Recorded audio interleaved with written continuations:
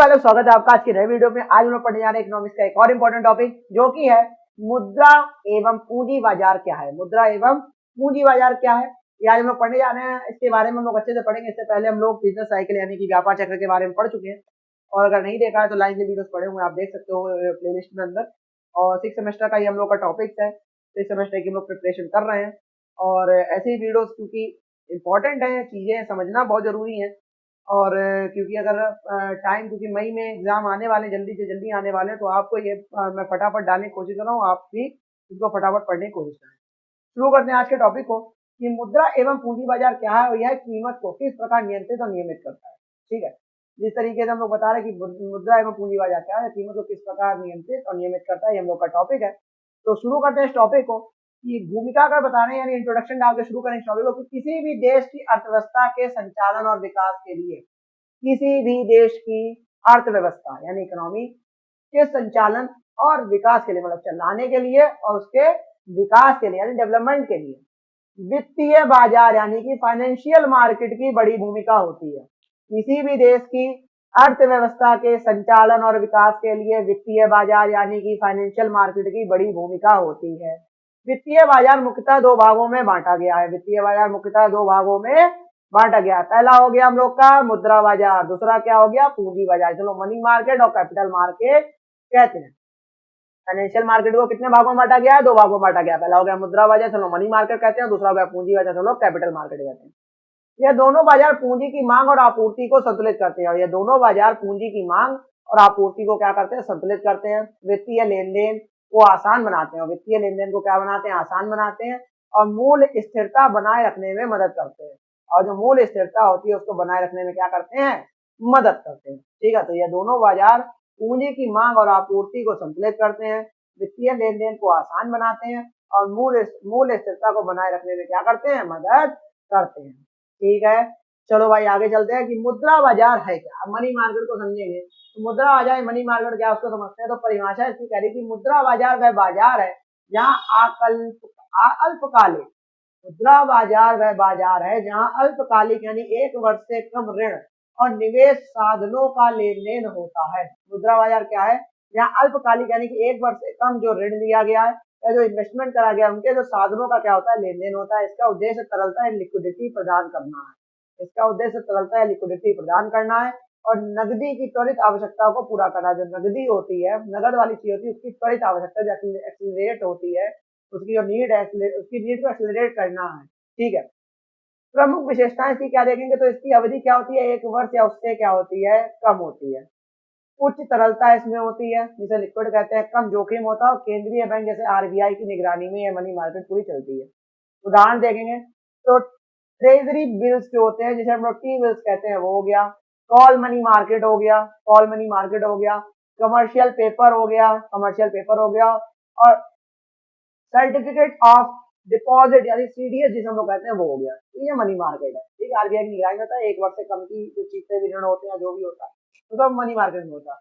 अब पूंजी बाजार, हम लोग कैपिटल मार्केट क्या है तो परिभाषा इसकी देखेंगे तो पूंजी बाजार वह बाजार है जहाँ दीर्घकालिक निवेश साधनों, मतलब यहाँ पे वहां पे शॉर्ट टर्म था या लॉन्ग टर्म हो जाएगा। यहाँ पे लॉन्ग टर्म के लिए जो निवेश साधन यानी 1 वर्ष से अधिक का क्या होता है? लेन देन होता है। यह बाजार कंपनियों और सरकार को दीर्घकालिक पूंजी प्राप्त करने में मदद करते हैं। और यह क्या करते हैं? बाजार कंपनियों और सरकार को क्या करते हैं? दीर्घकालिक पूंजी प्राप्त करने में क्या करता है? मदद करता है। ठीक है, प्रमुख विशेषताएं देखते हैं तो अवधि 1 वर्ष से अधिक रहती है। शेयर और बॉन्ड का लेन देन होता है। ठीक है, अवधि क्या रहती है इसमें? 1 वर्ष से अधिक रहती है, और शेयर और बॉन्ड का इसमें क्या होता है? लेन देन होता है। किसमें? पूंजी बाजार में। ठीक है, उसके बाद निवेशकों और कंपनियां जुड़ी होती हैं। जो निवेशक होते हैं, जो कंपनियां होती हैं, वो आपस में क्या रहती हैं? जुड़ी रहती है। जोखिम और रिटर्न क्या होता है इसमें? अधिक होता है। जोखिम भी अधिक होता है, रिटर्न क्या होता है? अधिक होता है। शेयर बाजार उदाहरण में देखे रहे, शेयर बाजार स्टॉक मार्केट हो गया, बॉन्ड बाजार बॉन्ड मार्केट हो गया, प्राथमिक बाजार यानी आईपीओ आदि हो गया। ठीक है, द्वितीयक बाजार हो गया, सेकेंडरी ट्रेडिंग हो गई। तो ये सब क्या है? कैपिटल मार्केट पूंजी बाजार के क्या है? उदाहरण है। ठीक है, अब देखते हैं यह कीमत को किस प्रकार नियंत्रित और नियमित करता है। यह क्या करता है? यह किस प्रकार से नियंत्रित और नियमित करता है कीमत को। तो मूल नियंत्रण, चलो प्राइस स्टेबिलिटी का अर्थ है मुद्रा स्फीति यानी महंगाई को नियंत्रण में रखना, और मुद्रा की क्रय शक्ति को स्थिर बनाना। मूल्य नियंत्रण यानी प्राइस स्टेबिलिटी का अर्थ ही होता है कि मुद्रास्फीति यानी महंगाई जो इन्फ्लेशन कहते हैं उसको कंट्रोल रखना, नियंत्रण में रखना, और मुद्रा की जो क्रय शक्ति हो गई उसको क्या करना, स्थिर बनाना, स्टेबल बनाना। मुद्रा और पूंजी बाजार दोनों ही इस उद्देश्य की भूमिका निभाते हैं, और मुद्रा हो गया और जो पूंजी बाजार है वो दोनों ही इस उद्देश्य में क्या करते हैं, भूमिका निभाते हैं।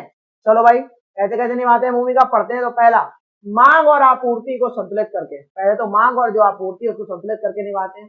यदि बाजार में अधिक नकदी हो, अभी जो मार्केट है उसमें अगर अधिक नकदी हो तो मांग बढ़ेगी और महंगाई हो सकती है, तो मांग बढ़ेगी महंगाई हो सकती है अगर नकदी ज्यादा है।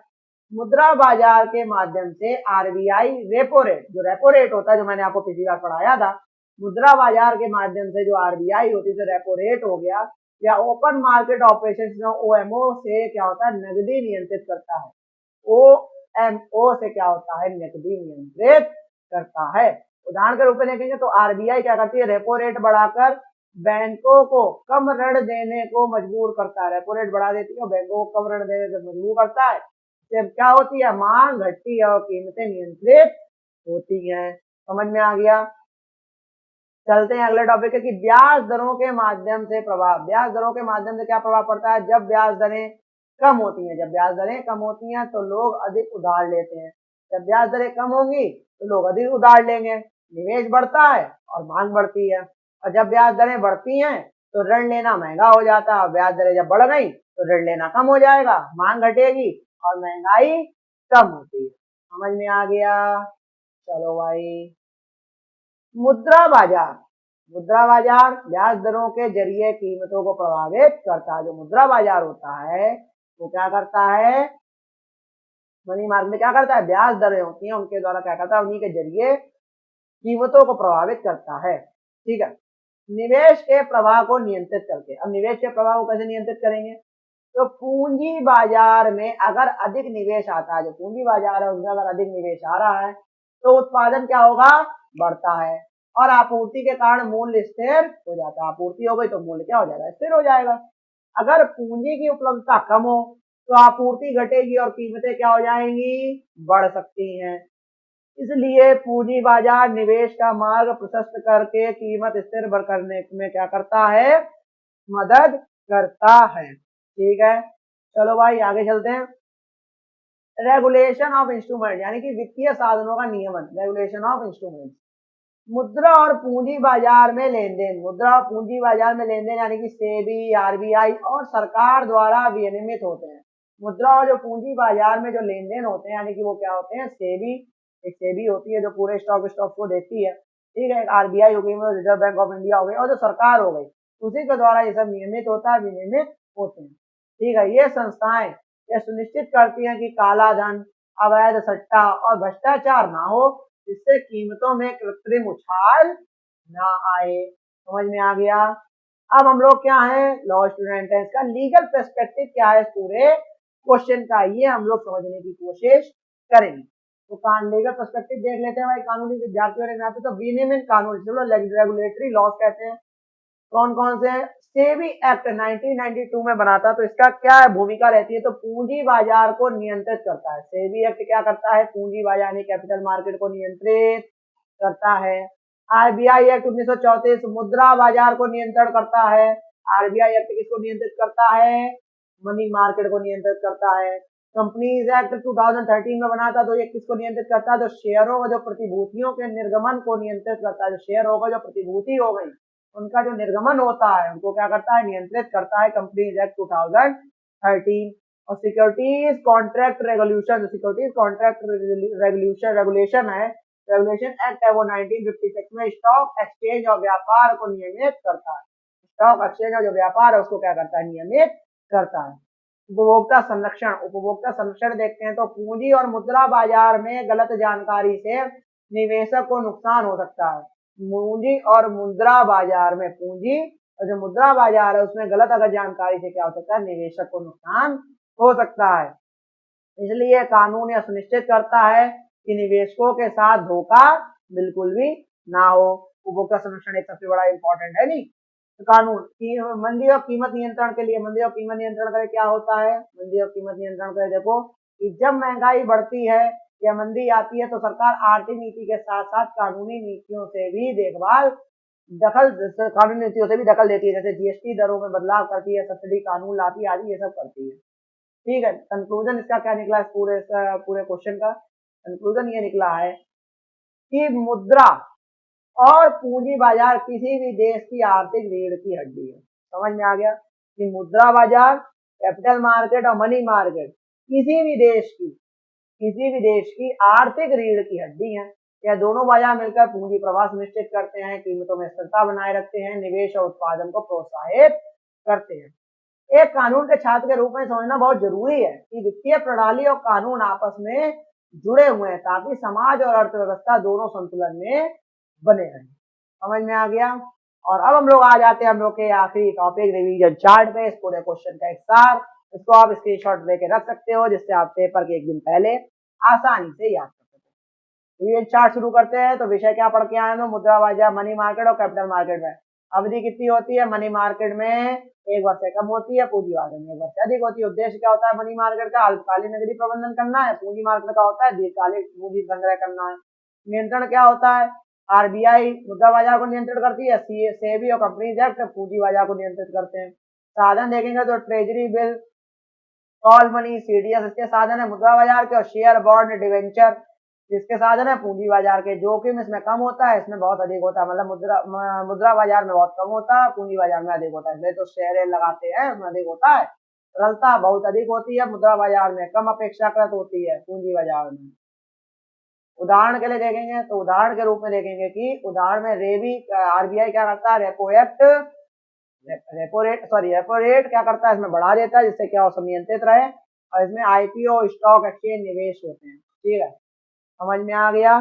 और यहाँ पे हम लोग का पूरा टॉपिक खत्म हो गया।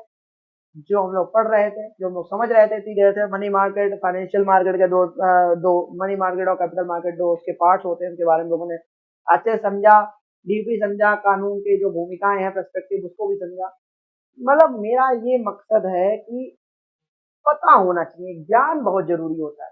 Number doesn't matter, number matter नहीं करते हैं। ठीक है, नंबर आ रहे नहीं आ रहे, आप पास होते चले जा रहे हो, बस पास होते रहो, किसी भी सब्जेक्ट में बैक ना लगे, और भगवान से आप यही मनाओ कि आप पास होते रहो, कभी कोई दिक्कत ना हो। लेकिन मेन मतलब होता है चीजों को जानना। अगर आप कभी आपके कान में सेबी एक्ट पढ़ेगा 1992 में, आप कभी आगे वकील बनते हो, किसी कंपनी में जाते हो या कहीं आपकी इंटर्नशिप लगती है, तो आपको पता है ना कि आप पढ़ के आए हो 1992 में, सेबी एक्ट हमने पढ़ा था 6th सेम में। ये चीजें जानना बहुत जरूरी होती है। मतलब पता है कि घोड़ों को घास नहीं मिल रही है, गधे डाबर च्यवनप्राश खा रहे हैं, लेकिन आप लॉयर बनेंगे, आगे आप वकील बनेंगे, तो आपको तो पूरा देश आपके हाथ में। तो जानकारी बहुत जरूरी है। ठीक है, किसी के लिए जरूरी नहीं है कि आपको जज बनना है, आपको कलेक्टर बनना है, कोई जरूरी नहीं है। एक अच्छा इंसान बनना बहुत जरूरी होता है। ठीक है, अच्छा इंसान, एक अच्छा व्यक्तित्व, एक ऑरा सेट होता है। हर जगह आप जाएंगे तो आपके अंदर से एक ऑरा निकलेगा, अगर आप बोलेंगे तो लोग आपको सुनना चाहेंगे। इन चीजों के लिए पढ़ा जाता है, इसके लिए नहीं पढ़ा जाता कि हमें नौकरी करनी है या कुछ करना है। नहीं, वो तो सेकेंडरी चीज है। ठीक है, तो ऐसे ही वीडियोस आते रहेंगे इकोनॉमिक्स की, और तब तक के लिए जय हिंद, जय भारत।